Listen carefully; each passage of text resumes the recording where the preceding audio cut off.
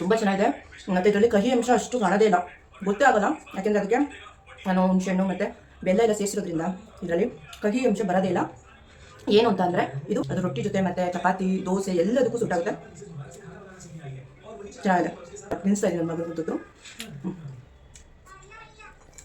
ನೋಡೋಣ, ಅವನಿಗೆ ಏನಾದ್ರು ಕಹಿ ಆಗುತ್ತೆ ಅನ್ನೋ ನೋಡ್ತೇನೆ. ಜಾಸ್ತಿನೇ ತೊಗೊಂಡಿದ್ದೀನಿ. ನೋಡೋಣ ತಿಂದಮೇಲೆ ಏನು ಹೇಳ್ತಾನೆ ಅಂತ. ನಮಸ್ತೆ ಎಲ್ರಿಗೂ. ಇವತ್ತು ನಾನು ಒಂದು ಒಳ್ಳೆಯ ರೆಸಿಪಿನ ನಿಮ್ಮ ಮುಂದೆ ತಂದಿದ್ದೀನಿ.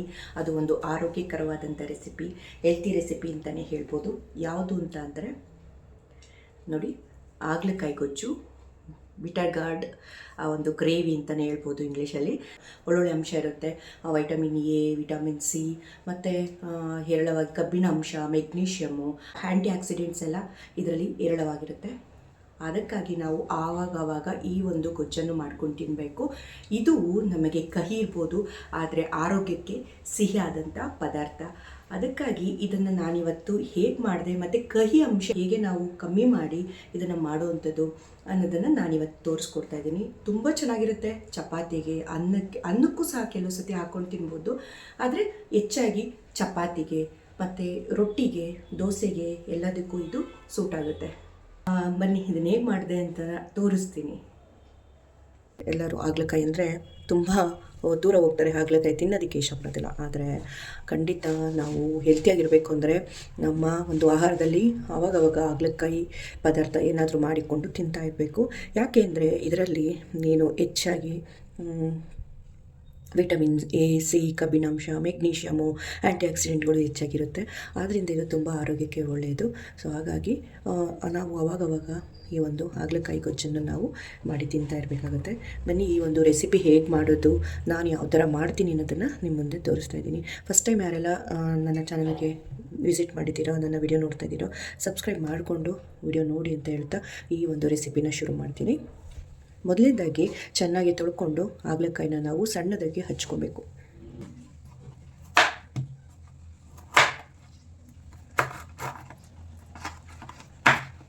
ಒಂಥರ ಬೀಜ ಇರುತ್ತೆ, ನೀವು ಬೀಜನ ಸಮೇತನೇ ಇದನ್ನು ಮಾಡಿದ್ರು ಒಳ್ಳೆಯದು. ಇಷ್ಟ ಇಲ್ಲ ಅಂದರೆ ಸ್ವಲ್ಪ ಬೀಜನೆಲ್ಲ ತೆಗೀರಿ. ಬಟ್ ಬೀಜದಲ್ಲೂ ಒಳ್ಳೆ ಪೌಷ್ಟಿಕಾಂಶ ಅಂದರೆ ಆರೋಗ್ಯಕ್ಕೆ ಒಳ್ಳೆಯದು ಇದು. ಸೊ ಬೀಜ ತಿನ್ನೋದ್ರಿಂದ ಏನೂ ಆಗೋದಿಲ್ಲ. ಬೇಡ ಅನ್ನೋರು ಸ್ವಲ್ಪ ಬೀಜ ಬೇಕಾದ್ರೆ ತೆಗೆದು ಇದನ್ನು ಗೊಜ್ಜು ಮಾಡ್ಬೋದು.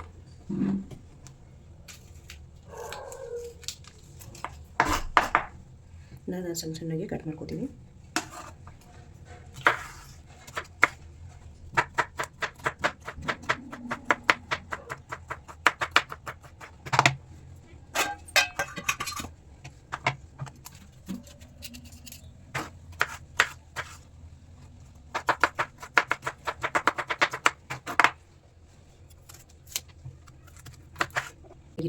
ಈ ಸಣ್ಣ ಸಣ್ಣ ಬೀಜ ಥರ ಇದ್ದರೆ ತೊಂದರೆ ಇಲ್ಲ, ಚೆನ್ನಾಗಿ ತಿನ್ಬೋದು, ಒಳ್ಳೆಯದು ಆರೋಗ್ಯಕ್ಕೆ. ನೋಡಿ ಈ ಥರ ಮೀಡಿಯಮ್ ಆಗಿ ನಾವು ಹಚ್ಕೊಂಡ್ರೆ ಸಾಕಾಗುತ್ತೆ.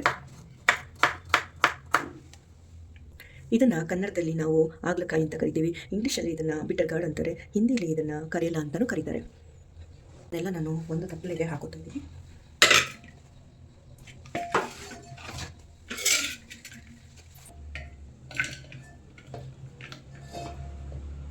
ಇದಕ್ಕೆ ಸ್ವಲ್ಪ ಉಪ್ಪನ್ನು ಸಿಂಪಡಿಸ್ತಾ ಇದ್ದೀನಿ.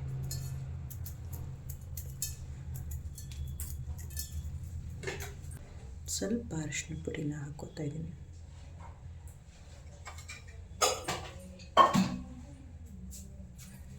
ಮತ್ತು ಇದನ್ನು ಚೆನ್ನಾಗಿ ನಾವು ಈ ಥರ ಮಿಕ್ಸ್ ಮಾಡ್ಕೊಬೇಕಾಗುತ್ತೆ.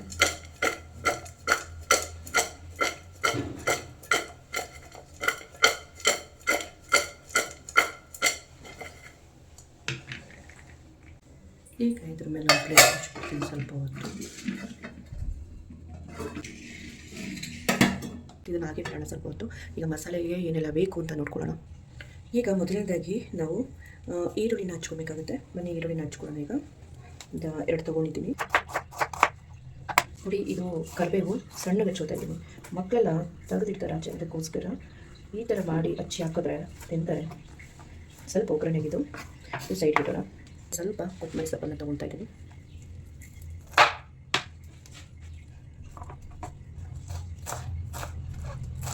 ಒಂದೇ ಒಂದು ಟೊಮೊಟೊ ತೊಗೊಂಡಿದ್ದೀನಿ. ಗೊತ್ತಾಗಿ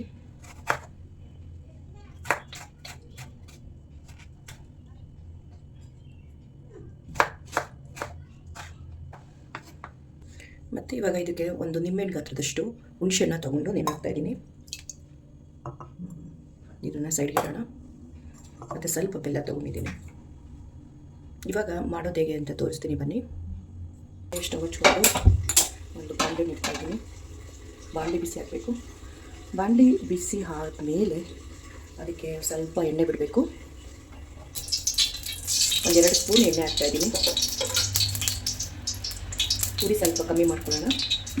ಆವಾಗಲೇ ಇಟ್ಟಿದ್ವಲ್ಲ, ಸ್ವಲ್ಪ ಉಪ್ಪೆಲ್ಲ ಇಳಿದಿರುತ್ತೆ. ಇದನ್ನು ಸ್ವಲ್ಪ ಫ್ರೈ ಮಾಡ್ಕೊಬೇಕು. ಇವಾಗ ಇದಕ್ಕೆ ಹಾಕ್ತಾಯಿದ್ದೀನಿ. ಈಗ ಹುರ್ಕೋತಾ ಇದ್ದೀನಿ.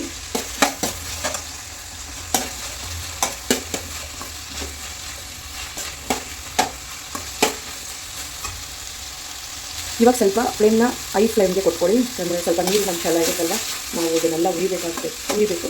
ನೀರಿನ ಅಂಶ ಎಲ್ಲ ಹೋಗೋವರೆಗೂ ಉರಿಬೇಕಾಗುತ್ತೆ. ಈ ಥರ ಫ್ರೈ ಮಾಡ್ಕೊತಾ ಇರಬೇಕು. ಈಗ ಸ್ವಲ್ಪ ನಾನು ಫ್ಲೇಮ್ನ ಕಮ್ಮಿ ಮಾಡಿ ಇದನ್ನು ನಾನು ಮುಗಿಸ್ತಾ ಇದ್ದೀನಿ ಸ್ವಲ್ಪ ಹೊತ್ತು.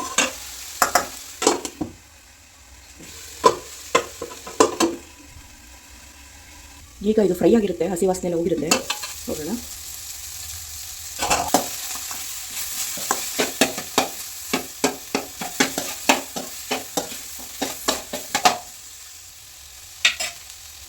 ಈಗ ಇದನ್ನು ಒಂದು ಪ್ಲೇಟ್ ಹಾಕೋತಾ ಇದ್ದೀನಿ. ಈಗ ಇದು ಬಟ್ಟೆನ ಹಾಕೋತಾ ಇದ್ದೀನಿ.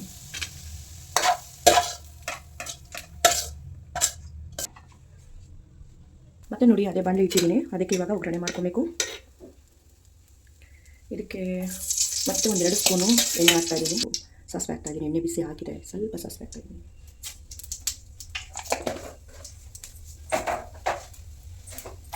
ಸಾಸಿವೆ ಚಿಟಪಟ ಅಂತ ಸಿಡಿದ್ಮೇಲಿಂದ ಸ್ವಲ್ಪ ಸಿಡಿಬೇಕು ಸಾಸಿವೆ. ಅದು ನೋಡಿ ಸಿಡಿತಾ ಇದೆ ಸಾಸಿವೆ ಸಿಡಿತಿದ್ದೀನಿ. ಸ್ವಲ್ಪ ಜೀರಿಗೆ ಹಾಕ್ತಾಯಿದ್ದೀನಿ.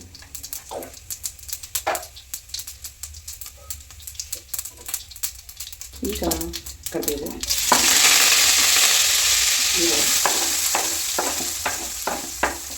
ಈರುಳ್ಳಿ ಸೇರಿಸ್ಕೊಂಡು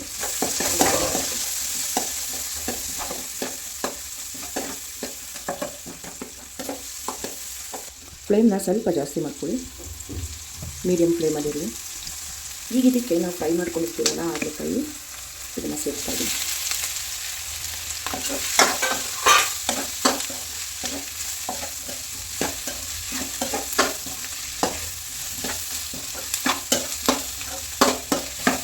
ಈಗ ಇದಕ್ಕೆ ಟೊಮೊಟೊ ಸೇರಿಸ್ತಾ ಇದ್ದೀನಿ.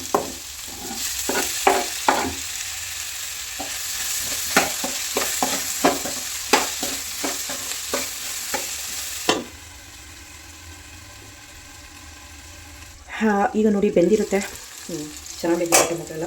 ಈಗ ಇದಕ್ಕೆ ಹುಣಸೆಹಣ್ಣು ರಸನ ಸೇರಿಸ್ತಾ ಇದ್ದೀನಿ.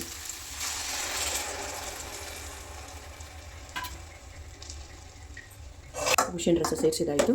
ಇದನ್ನೆಲ್ಲ ಮಿಕ್ಸ್ ಮಾಡ್ಕೊಳ್ಳೋಣ.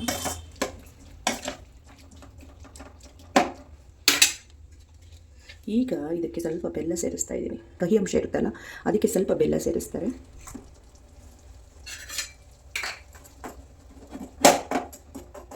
ಈಗ ಇದಕ್ಕೆ ಅಗತ್ಯಕ್ಕೆ ತಕ್ಕಷ್ಟು ನೀರನ್ನು ಹಾಕಬೇಕು.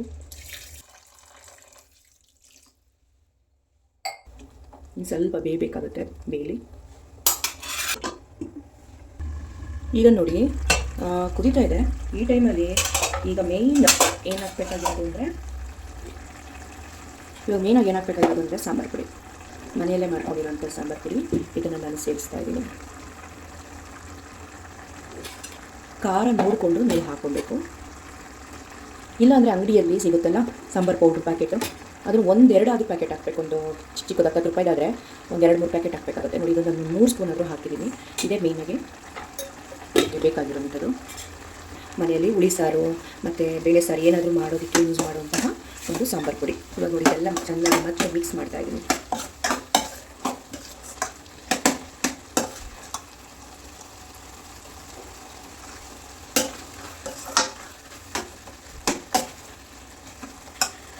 ಮತ್ತು ಸ್ವಲ್ಪ ಇದಕ್ಕೆ ನೀರು ಆ್ಯಡ್ ಮಾಡೋಣ.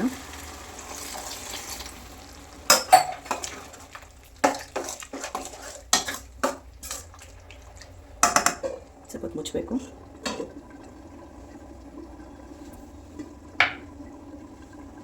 ನೋಡಿ, ಕುದೀತಾ ಇದೆ. ಈ ಟೈಮಲ್ಲಿ ನಿಮಗೆ ಆವಾಗಲೇ ಉಪ್ಪು ಹಾಕಿಲ್ಲ, ನೋಡ್ಕೊಂಡು ಉಪ್ಪನ್ನ ಹಾಕಿ. ಅಗತ್ಯಕ್ಕೆ ತಕ್ಕಷ್ಟು ಉಪ್ಪನ್ನು ಹಾಕಬೇಕು, ಅಂದರೆ ರುಚಿಗೆ ತಕ್ಕಷ್ಟು ನೋಡ್ಕೊಂಡು ಉಪ್ಪನ್ನು ಸೇರಿಸ್ಕೋಬೇಕು.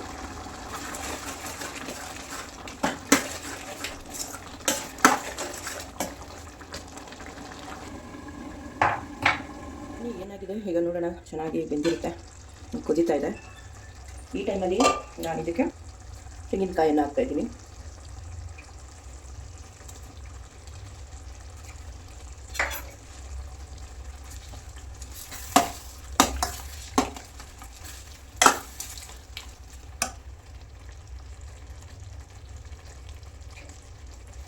ಮತ್ತು ಕೊತ್ತಂಬರಿ ಸೊಪ್ಪು,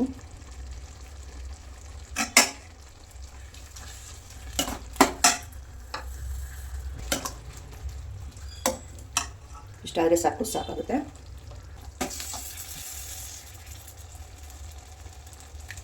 ಈಗ ಇದನ್ನು ನಾನು ಬೌಲ್ಗೆ ಹಾಕೋತಾ ಇದ್ದೀನಿ.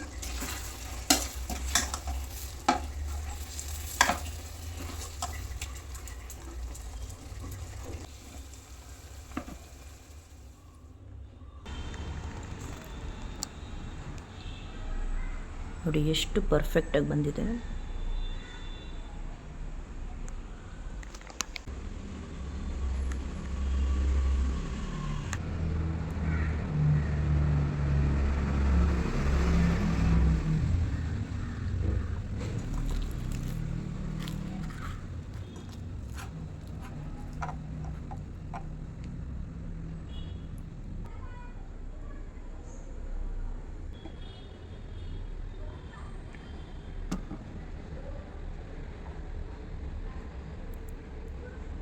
ಬನ್ನಿ, ಇದನ್ನ ನಾನು ಈಗ ಟೇಸ್ಟ್ ಮಾಡ್ತಾ ಇದ್ದೀನಿ. ಒಂದು ತಟ್ಟೆಗೆ ಹಾಕೊಂಡಿದ್ದೀನಿ, ರೊಟ್ಟಿ ಜೊತೆ ಇದನ್ನು ಟೇಸ್ಟ್ ಮಾಡ್ತಾ ಇದ್ದೀನಿ. ಹೇಗಿದೆ ಅಂತ ನಾನು ಇದನ್ನು ತಿಂದು ತೋರಿಸ್ತೀನಿ.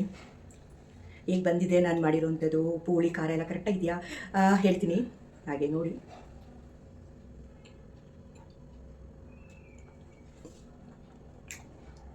ಉಪ್ಪು ಹುಳಿ ಮತ್ತು ಖಾರ ಪರ್ಫೆಕ್ಟಾಗಿ ಬಂದಿದೆ.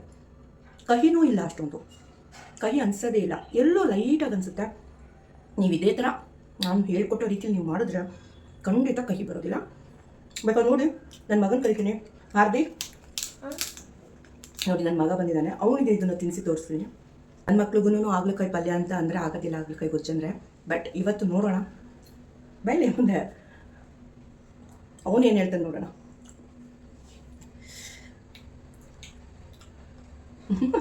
ಸಾಕು ತಿಂದಿದ್ದು, ಹೇಳು ಏನು ಹೆಂಗಿದೆ ಹೇಳು. ಸ್ವಲ್ಪ ಕಹಿ ಐತೆ, ಆದ್ರೆ ಚೆನ್ನಾಗೈತೆ. ಉಪ್ಪು ಖಾರ ಎಲ್ಲ ಕರೆಕ್ಟ್ ಆಗಿದೆ ಅಲ್ಲ? ಸ್ವಲ್ಪ ಹುಳಿನಾ?